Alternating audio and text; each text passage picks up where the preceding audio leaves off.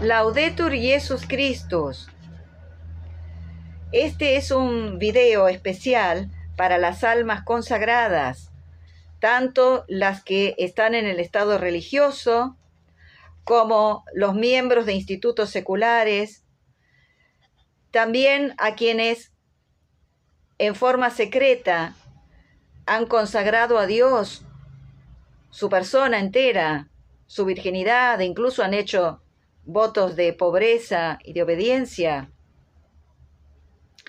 Como decía el Papa Pío XII en la encíclica Sacra Virginitas, a todos y a cada uno de estos amadísimos hijos nuestros, que de algún modo han consagrado a Dios su cuerpo y su alma, nos dirigimos con corazón paterno y los exhortamos con el mayor encarecimiento posible a mantenerse firmes en su santa resolución y a ponerla en práctica con diligencia. A todas ustedes, queridas madres, hermanas, especialmente aquellas que ante la situación de sede usurpada en nuestra iglesia han tenido que tomar decisiones valientes, e incluso aquellas que se van agregando como religiosas en nuevas fundaciones, nuevas comunidades, sabiendo perfectamente la situación eclesial. A todas ellas les dedicamos ahora parte de un video que Fray Tiago de San José ha publicado en su canal de YouTube que se llama Monte Carmelo, muy instructivo para todas nosotras, porque nos ayudará a alejar cualquier tipo de temor. Sobre todo, hermanas, madres, nos dará ánimos para continuar adelante, no haciendo caso de los desprecios, de las palabras incluso a veces injuriosas o intimidantes por parte de quienes se presentan como ministros del Señor y escondiendo su propia cobardía, porque no toman las resoluciones que debieran tomar en esta situación terrible de la Iglesia, tratan de intimidar, de hacer volver atrás quizás en la consagración que hemos hecho. Muchas de nosotras hemos recurrido a obispos tradicionales con el rito verdadero, ante el cual hemos renovado nuestros votos, pero otras quizás no han tenido esa oportunidad. Así que a todas aquellas que están tratando de seguir al Cordero donde quiera que va, les dedicamos estas palabras de Fray Tiago de San José que escucharán a continuación. Ánimo, adelante, que nada ni nadie nos haga ir hacia atrás. No tienen ningún derecho. Recuerden, nosotras no necesitamos ningún sacramento para consagrarnos a Dios. Es la respuesta del alma ante la invitación del Señor. Sin ningún temor, adelante entonces. Y atención, porque vendrá otro video dedicado también a ustedes. Muy pronto. Maránata, ven Señor Jesús. Deus nos bendiga a todas. Que nós vemos aí, nessa análise de validade ou de licitude de todas essas coisas, é a questão da vida religiosa. Porque a vida religiosa não é como um sacramento. É isso que as pessoas não entendem. Portanto, a vida religiosa jamais será inválida, mesmo que ela não seja canônica. Vida religiosa nunca é inválida.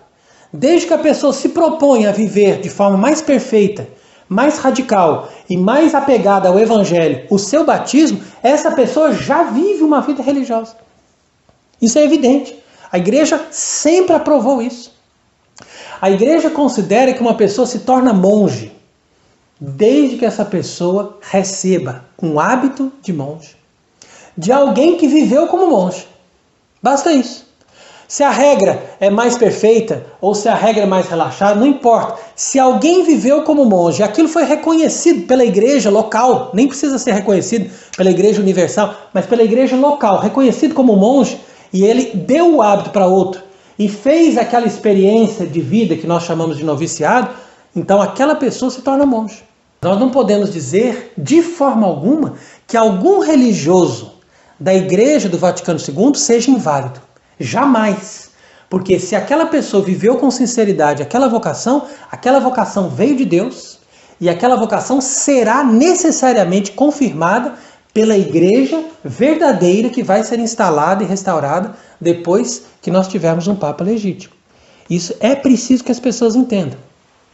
Então você veja, inclusive, que em muitos momentos houve monges ou religiosos que pertenceram a igrejas cismáticas, a grupos heréticos e que vieram voltar à comunhão da Igreja Católica. E quando esses grupos procuraram a comunhão da Igreja Católica, jamais eles foram considerados como leigos, mas eles sempre foram considerados religiosos, com o mesmo estado que eles receberam, mesmo que eles estivessem numa igreja cismática ou herética. Bastando que eles tivessem sempre essa base, ou seja, um verdadeiro noviciado, uma verdadeira intenção de viver em celibato uma vida totalmente dedicada a Deus e um conhecimento mínimo da vida religiosa, da vida monástica, para que essas pessoas possam desempenhar o papel de religioso. Então o religioso não é um cargo, não é uma profissão. Religioso é uma vocação. É uma pessoa que deixa o mundo para viver dedicado totalmente a Deus. Na medida que você leva a verdade na caridade, você convence as pessoas, porque as pessoas não querem o erro, as pessoas não querem enganação, as pessoas querem Deus. E quando você leva a Deus, as pessoas reconhecem.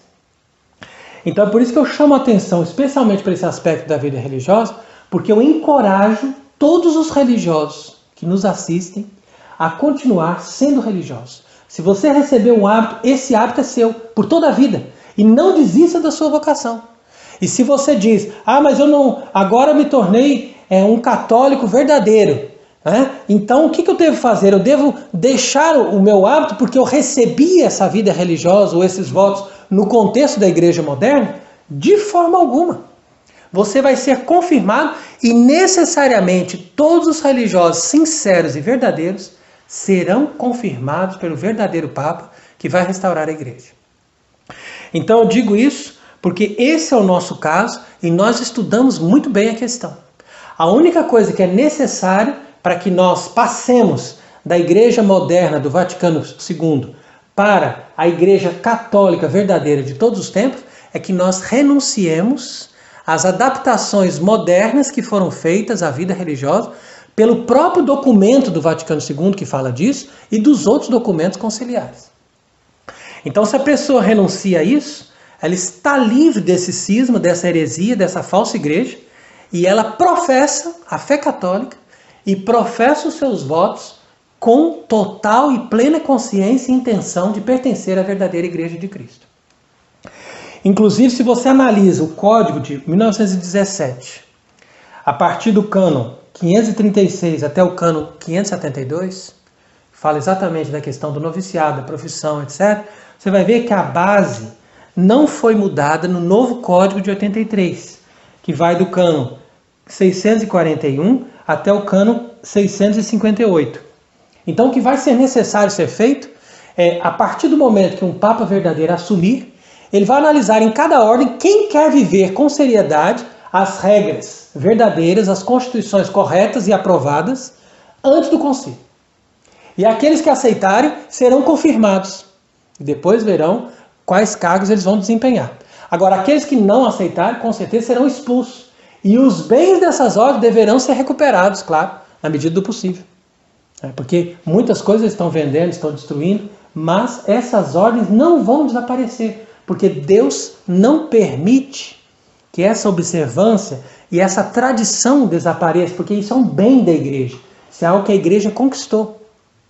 Então é por isso que nós devemos preservar as ordens religiosas, mas não ingressar numa ordem religiosa moderna. Isso não. A pessoa que tem consciência, ela deve hoje buscar um mosteiro ou um convento, uma casa religiosa que tenha comunhão com a verdadeira Igreja Católica, ou seja, que não tenha parte nenhuma com Francisco e com o Vaticano II. Então são poucas as casas no mundo que vivem isso, mas são essas casas que nós devemos buscar. Desde que eles sejam, como eu disse, pessoas corretas, que professem a verdadeira fé e que não sejam sectários. Porque o sectarismo destrói tudo. O sectarismo faz as pessoas pensarem de forma unilateral e injusta. E esse sectarismo faz, inclusive, que essas pessoas, com o tempo, eles percam a própria noção de igreja e a própria salvação. Obviamente, tudo isso vai ter que ser colocado de forma canônica, válida, na medida em que um Papa legítimo assumir a Igreja Católica e conseguir preencher todas essas lacunas que vão ficar aí no decorrer de todos esses anos para serem reguladas e para serem preenchidas. Então, tudo isso que nós estamos aqui falando de forma resumida para orientar as pessoas, nós podemos provar com argumentos históricos, canônicos e teológicos. Então é isso que as pessoas precisam entender, que nós não estamos falando nada da nossa opinião ou porque a nossa cabeça entendeu dessa forma, mas é porque o critério da Igreja Católica é necessariamente assim. Então, do ponto de vista histórico, fica fácil a gente entender, porque quando houve a Revolução na França, toda a igreja na França, como nós acabamos de dizer aqui, pela encíclica do Papa Pio VI, ficou em estado de cisma com a Igreja de Roma. Mas alguns anos depois, quando foi feita a concordata com o Papa Pio VII, imediatamente todos esses que estavam em estado de cisma e que estavam irregulares foram admitidos e se tornaram legítimos, tanto no estado clerical quanto no estado religioso. Então você vê exemplos interessantíssimos, como por exemplo o caso de Dom Guéranger, que foi abade beneditino, restaurador da abadia de Solesmes. Então a única coisa que foi exigido para ele e para outras pessoas nesse estado é que essas pessoas tivessem um noviciado válido nos termos da vida religiosa de todos os tempos. Então assim, essas pessoas restauraram ordens religiosas e a igreja aprovou essas restaurações e fez questão de incentivar a vida religiosa em todos esses termos. E é assim que nós também fazemos essa exortação hoje, com essa pequena conferência, para que as pessoas não se intimidem e não deixem de viver aquilo que eles têm como vocação. E eu exorto a cada um a viver plenamente o seu batismo, a buscar a salvação e a perfeição da vida religiosa como Deus nos pede, para que através desse caminho de despojamento, de busca espiritual, nós possamos colaborar na medida que nós nos oferecemos a Deus para a restauração desta verdadeira e única Igreja de Cristo, que depende também da nossa vida, do nosso sim, da nossa dedicação. Então que Deus seja bendito para sempre e que todas as coisas possam ser restauradas através da graça do Espírito Santo. Amém.